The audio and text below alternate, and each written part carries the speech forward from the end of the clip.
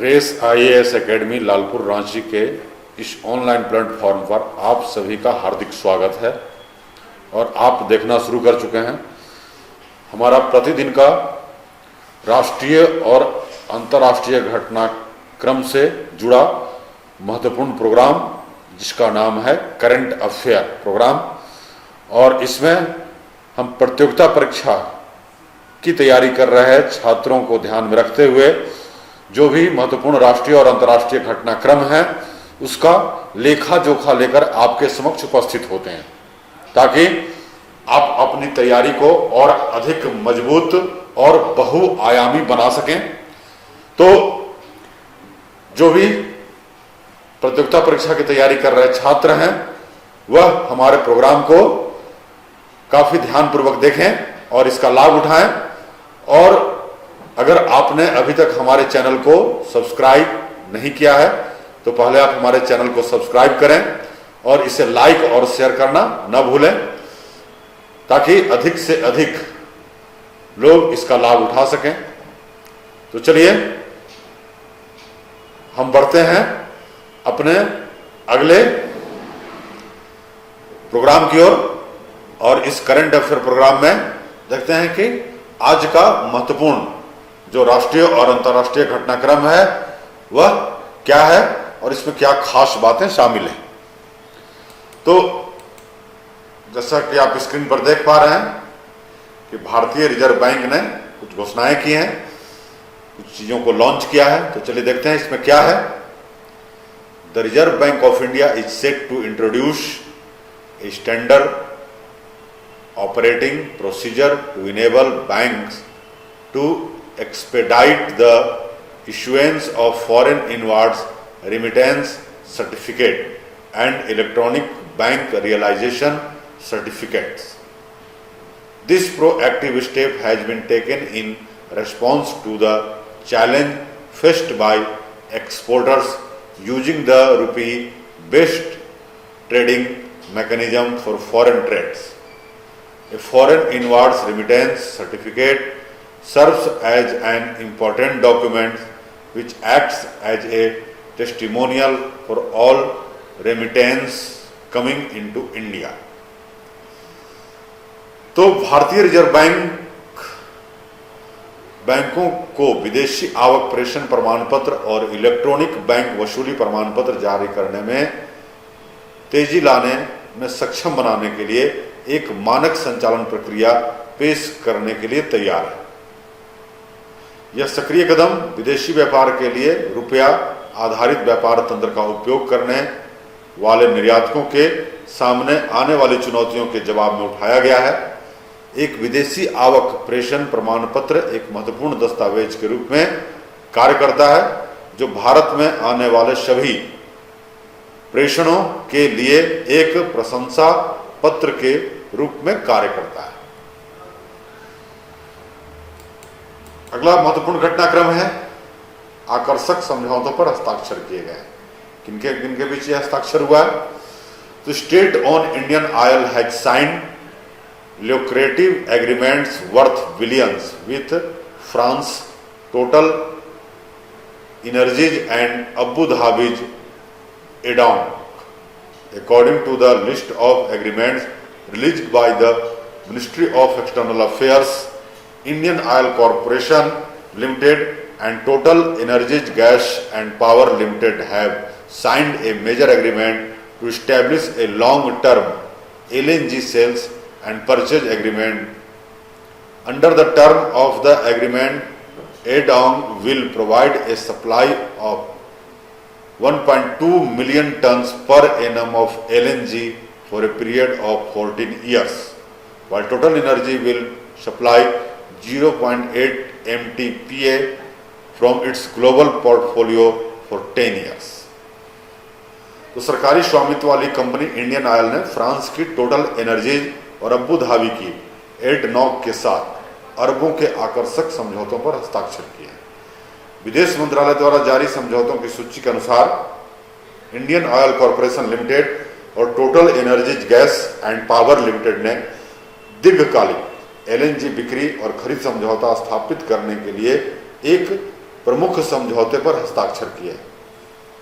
समझौते की शर्तों के तहत एडनॉक 14 साल की अवधि के लिए एलएनजी के प्रति वर्ष 1.2 मिलियन टन की आपूर्ति प्रदान करेगा, जबकि कुल ऊर्जा अपने वैश्विक पोर्टफोलियो से 10 वर्षों के लिए 0.8 MTPA की आपूर्ति करेगा। तो एलएनजी के लिए यह समझौता किया गया है, लिक्विफाइड नेचुरल गैस। अब अगला है अग्रणी मूल्यांकन उपकरण।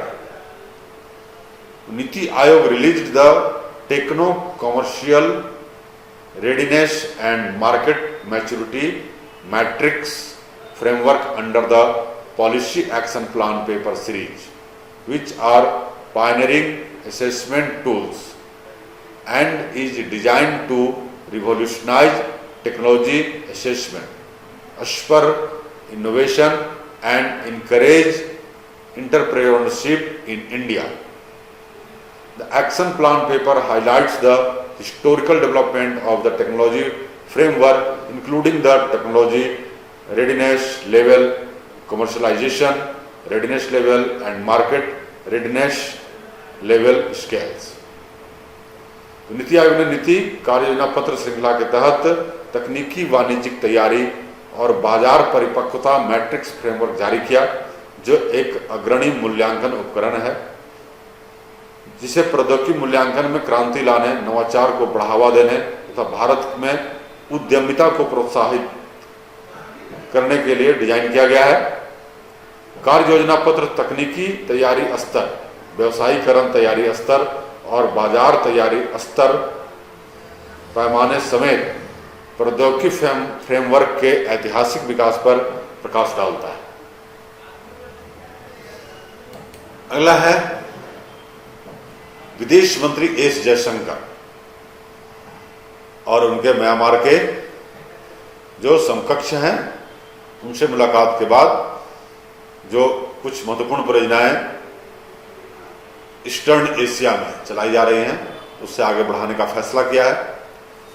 तो India's external affair minister S Jaishankar met his Myanmar counterpart Than Shwe and discussed the campaign project, specially the India Myanmar Thailand trilateral highway and the challenges they face in the smooth implementation of the project. The India-Myanmar-Thailand highway is an important regional connectivity project. तो भारत के विदेश मंत्री S Jaishankar ने अपने Myanmar समकक्ष था श्वे से मुलाकात कर अभियान परियोजनाओं, विशेषकर भारत म्यांमार थाईलैंड त्रिपक्षीय राजमार्ग और परियोजना के सुचारू कार्यान्वयन में अब आने वाली चुनौतियों पर चर्चा की। भारत म्यांमार थाईलैंड राजमार्ग एक महत्वपूर्ण क्षेत्रीय कनेक्टिविटी परियोजना है और इसको गंगा मेकांग परियोजना भी कहा गया है, याद रखिएगा।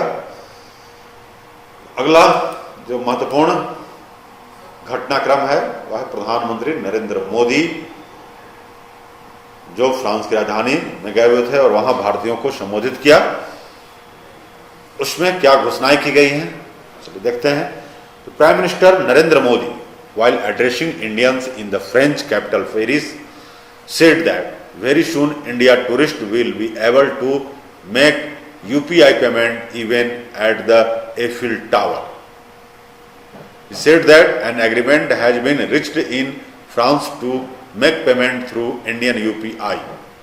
It will start from the Eiffel Tower and Indians will be able to pay in rupees here through UPI. PM Modi said that this agreement will open up a huge new market for Indian innovation.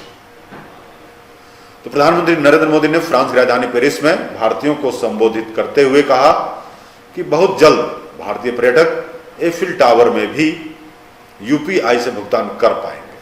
उन्होंने कहा कि France में भारतीय UPI से भुगतान करने को लेकर समझौता हुआ है। इसकी शुरुआत एफिल टावर से होगी और भारतीय यहां यूपीआई के जरिए रुपये में भुगतान कर पाएंगे। पीएम मोदी ने कहा कि समझौते से भारतीय नवाचार के लिए एक बड़ा नया बाजार खुल जाएगा।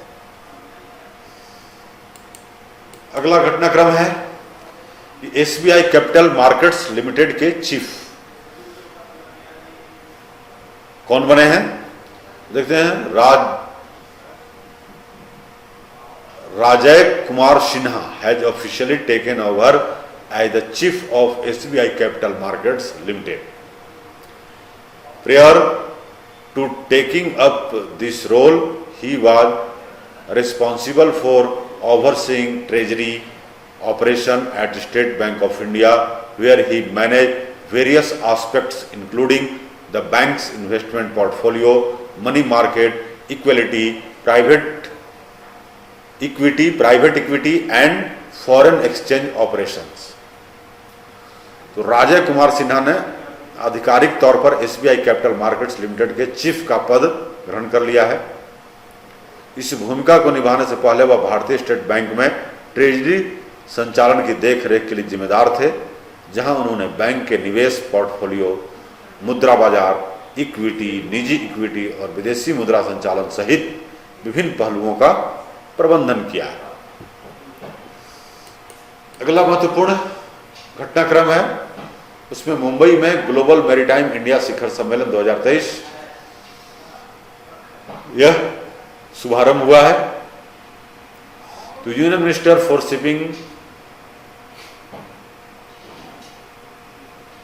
And waterways and Ayush Sarbananda Sonowal inaugurated the preview ceremony of the Global Maritime India Summit 2023 in Mumbai. The objective of the event is to enhance cooperation in trade and promote ease of doing business, as well as to reveal the potential of knowledge and technology collaboration, as well as new investment opportunities. Union Minister of State for Shipping and Waterways and Tourism Shripad Nayak was present in the event among others. केंद्रीय पोत, नौवहन और जलमार्ग तथा आयुष मंत्री सर्बानंद सोनोवाल ने मुंबई में global maritime India शिखर सम्मेलन 2023 के पूर्वावलोकन समारोह का शुभारंभ किया है। इस आयोजन का उद्देश्य व्यापार में सहयोग बढ़ाने और व्यापार करने में सुगमता को प्रोत्साहित देने के लिए ज्ञान और प्रौद्योगिकी के सहयोग के साथ साथ नए निवेश के अवसरों की संभावना को प्रकट करना है। इस कार्यक्रम में केंद्रीय पोत, नौवहन और जल मार्ग तथा पर्यटन राज्य मंत्री श्री श्रीपद नाइक सहित अन्य लोग उपस्थित थे। अगला घटनाक्रम है काला सागर अनाज समझौता। तो Russia has decided to pull out of the UN brokered Black Sea grain deal with Ukraine. Russia refuse to renew the grain deal which had assured safe passage of ship carrying grains from Ukraine. Ukraine is one of the world's largest exporter of food grain and a major contributor to United Nations food aid programs. तो रूस ने Ukraine के साथ संयुक्त राष्ट्र की मध्यस्थता वाले काला सागर अनाज समझौते से खुद को अलग करने का फैसला किया है। रूस ने अनाज सौदे को नवीनीकृत करने से इनकार कर दिया, जिसमें यूक्रेन से अनाज ले जाने वाले जहाजों के सुरक्षित मार्ग का आश्वासन दिया गया था। यूक्रेन दुनिया के सबसे बड़े खाद्यान्न निर्यातकों में से एक और संयुक्त राष्ट्रीय खाद्य मिशन सहायता कार्यक्रमों में एक प्रमुख योगदान करता है। तो यूक्रेन से गेहूं वगैरह का बड़े पैमाने पर विश्व को निर्यात किया जाता है। लगभग विश्व का 10% गेहूं यूक्रेन ही सप्लाई करता है, क्योंकि वहाँ जो स्टेपी घास के मैदान है उधर के क्षेत्रों में, तो वहाँ पर काफ़ी ज़्यादा मात्रा में यह उगता है गेहूं, और अगर इसका किल्लत बढ़ेगा तो पूरे विश्व में खाद्यान्न संकट उत्पन्न हो सकता है। अगला जो महत्वपूर्ण घटनाक्रम है कि अल्जाइमर रोग के लिए एक नई दवा विकसित की गई है। क्या है? तो new drug donanemab for Alzheimer's disease has shown positive result in clinical trials according to a study published in the New England Journal of Medicine। तो new England journal of medicine में प्रकाशित अध्ययन के अनुसार Alzheimer रोग के लिए एक नई दवा डोनेमाब ने नैदानिक परीक्षण में सकारात्मक परिणाम दिखाया। अल्जाइमर रोगियों की संख्या पूरे विश्व में बढ़ रही है, भारत में भी इसके काफी रोगी हैं, और अगर यह दवा कारगर होती है तो इससे इन रोगियों को एक नया यह जीवन मिल जाएगा, यह आशा की जा सकती है। तो यह था आज का महत्वपूर्ण राष्ट्रीय और अंतर्राष्ट्रीय घटनाक्रम। आप हमारे चैनल के साथ बने रहिए और अपने भविष्य को और अधिक ब्राइटर बनाने के लिए आप हमारे कोचिंग संस्थान के साथ जुड़िए और हमारे YouTube चैनल को लाइक कीजिए, सब्सक्राइब कीजिए और शेयर कीजिए। तो आज के लिए इतना ही। धन्यवाद। जय हिंद।